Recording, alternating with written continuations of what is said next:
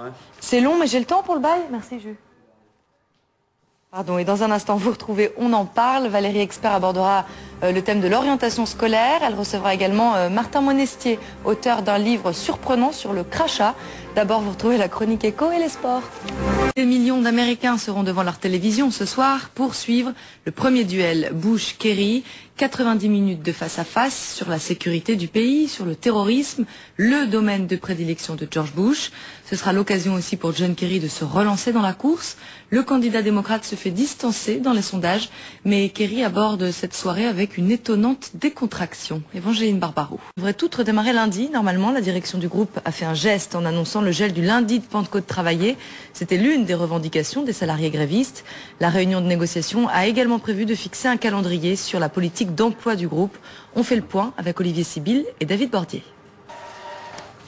Le sprint final dans les deux camps à une semaine du référendum, alors qu'un 6e sondage consécutif prédit toujours la victoire du non. Les chefs de file étaient en meeting un peu partout en France hier. Les deux patrons de l'UMP et du PS, engagés pour le oui, continuent de mobiliser les leurs avec des motivations et des bilans différents, comme nous le rapporte Nathalie Pellerin. Pour juste après cette présentation pour rejoindre Gleneagles où se tient le sommet du G8 en Écosse. Le maire de la capitale, Bertrand Delanoë, s'est exprimé, lui, dès le début de cette audition, avant de reprendre la parole à la fin de l'exposé. Et l'émotion était bel et bien palpable. Et il a promis des jeux populaires, solidaires et éthiques. Écoutez Bertrand Delanoë.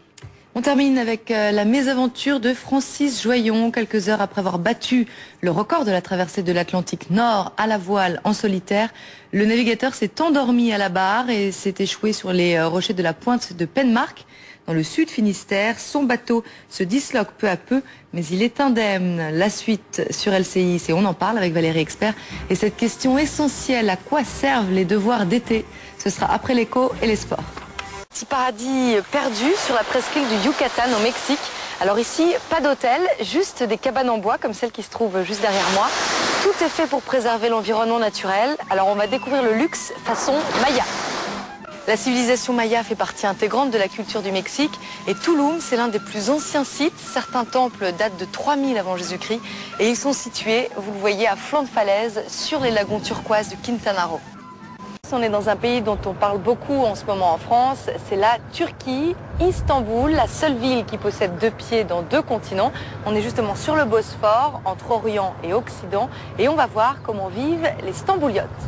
La cuisine locale, c'est une cuisine très riche parce qu'il représente plusieurs civilisations. C'est un mélange de Byzance et de l'eau chaude. Après, on passe aux choses sérieuses.